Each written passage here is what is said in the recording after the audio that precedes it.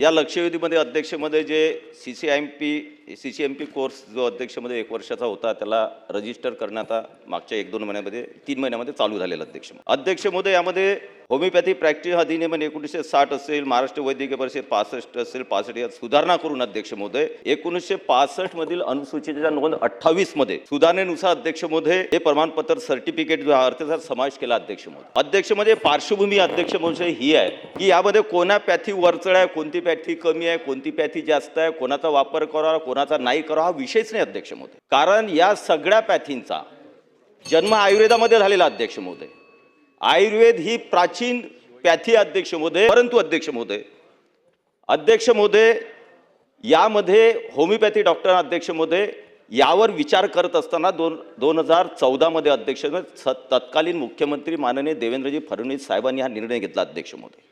आणि त्यापूर्वी अध्यक्ष महोदय कमिटी बनवून यावर काय उपाययोजना करा. होमिओपॅथीची भूमिका वेगळी होती, ॲलोपॅथीची वेगळी होती, देऊ नये होती, यांची द्यावी अशी होती.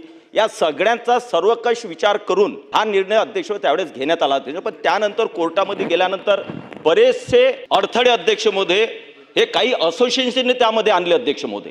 आणि देऊनी अशा पद्धतीचा वारंवार अध्यक्षमध्ये पार्श्वभूमी अतिशय महाराष्ट्रासाठी नव्हे देशासाठी अध्यक्ष महत्वाचा आहे. आणि त्यामध्ये आपले सन्माननीय प्रतिनिधी काही आहेत त्यांनी सुद्धा मध्ये या पद्धतीचे अडथळे आणण्याचा प्रयत्न केला अध्यक्ष महोदय. पण सिंपल आहे अध्यक्ष महोदय, सर्वसाधारण अध्यक्षमध्ये एकदम साधा आहे अध्यक्ष महोदय. आजही अध्यक्ष महोदय जळगाव जामोद तालुक्यामध्ये फक्त जळगावमध्ये 2-3 MBBS डॉक्टर आहेत अध्यक्ष महोदय. 80 गावांमध्ये एकही MBBS डॉक्टर नाही. आणि 26 पाड्यात आदिवासींचे तिथं एकही डॉक्टर नाही अध्यक्ष महोदय आज रोजी आजच्या या स्थितीमध्ये. आणि त्यामुळे शासनाने अतिशय सकारात्मकतेनं या लोकांना जेवढं ज्ञान असेल त्या ज्ञानाच्या अहर्तेवर काही प्रमाणामध्ये ॲलोपॅथीची परवानगी त्यांना अलाउड केलेली अध्यक्ष. माझं त्या पलीकडे अध्यक्षमध्ये याचा हा रजिस्ट्रेशन अध्यक्षमध्ये स्वतंत्रपणे चालू आहे, ते स्वतंत्र चालूच ठेवावं अध्यक्ष महोदय. हायकोर्टामध्ये निर्णय पेंडिंग असेल, तो निर्णय आल्यानंतर जो निर्णय होतो अंतरिम आदेश आपल्याकडे आलेला अध्यक्ष त्यानुसार आपलं काम चालवत. माझं सर्वात शेवटी फक्त एकच मंत्री महोदयांना विनंती आहे की यामध्ये कोणतेही पॅथी वर चढ कमी जास्त नाही आहेत. मी होमिओपॅथीचा कोणत्याही याच्यामध्ये मी होमिओपॅथीचे डोस घेतो अध्यक्ष, कोणतीच पॅथी वापरत नाही स्वतःच्या शरीरासाठी. मी एवढ्यासाठी सांगतो अध्यक्ष महत्वाचा विषय आहे. आणि म्हणून अध्यक्ष महोदय मंत्री महोदयांना विनंती आहे अध्यक्ष महोदय आपल्याला माहिती आहे कोरोनाच्या काळामध्ये अध्यक्ष महोदय आयुर्वेदाचे वापरले गेले अध्यक्ष महोदय. जेव्हा आपल्याला अध्यक्ष महोदय या बाकीच्या काही होतं त्यावेळेला आयुर्वेद वापरला जाते, कुठं होमिओपॅथी वापरला जाते अध्यक्ष महोदय. माझं मंत्री महोदय एकच आहे अध्यक्ष महोदय, जिथं ज्या पॅथीची आवश्यकता असेल होमिओपॅथीची असेल, कुठं आयुर्वेदाची ॲलोपॅथीला असेल, ॲलोपॅथीच्या आयुर्वेदाला असेल, अशामध्ये मिश्र पद्धतीनं वापर करण्यासाठी आपण सर्व डॉक्टरांना परवानगी देणार आहात. सदस्यांनी जे सांगितलं त्याच मुद्द्याद्वारे अध्यक्ष महोदय सदस्यांनी सांगितलं त्याच पद्धतीने ज्यावेळेस 2014ला अध्यक्ष महोदय आपसात नका बोलू प्लीज. अध्यक्ष महोदय आपणही आयुषची स्थापना ज्यावेळेस झाली अध्यक्ष महोदय त्यावेळेस आपण आयुर्वेदिक होमिओपॅथी हे वापरण्याची आपण प्रक्रिया सुरू केली अध्यक्ष महोदय. कारण आपल्या प्राचीन संस्कृतीमध्ये आपल्याला आयुर्वेदिक होमिओपॅथी या सगळ्याचा समावेश होता. आयुषचं विद्यापीठ त्यासाठी स्थापन झालं अध्यक्ष महोदय. सेंट्रलला आयुष मंत्रालय स्थापन झालं अध्यक्ष महोदय.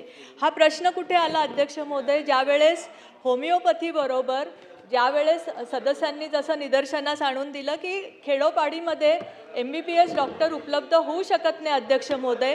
आणि होमिओपॅथीचा उपचार करताना अचानकपणे ताप असेल किंवा अचानक उलट्या होत असतील, डिसेंट्री असेल, अशा वेळेस ॲलोपॅथी औषधाची प्रिस्क्रिप्शन त्या डॉक्टरला देता आली पाहिजे. या पद्धतीने हा मुद्दा उपस्थित झाला अध्यक्ष महोदय. आजसुद्धा आपण ज्यावेळेस ह्याचा कोर्स तयार केला तर तो कोर्स तयार करताना या सगळ्या गोष्टीची काळजी घेतली गेली अध्यक्ष महोदय. आणि मी सांगू इच्छिते की जे आपण म्हणतो की जवळजवळ 300 तासाचा हा कोर्स आहे. आणि आपण MBBSच्या ह्याच्यामध्ये ज्यावेळेस औषध उपचार करण्याचा जो कोर्स असतो तो सुद्धा पण साधारण 200-250 तासाचा त्याच्यावर तो उपचार पद्धती शिकवली जाते अध्यक्ष महोदय. तर त्यामुळे हा कोर्स च्या बरोबर ॲलिओपॅथी वापरण्यासाठीचे SOP पण तयार केल्या गेल्या अध्यक्ष महोदय.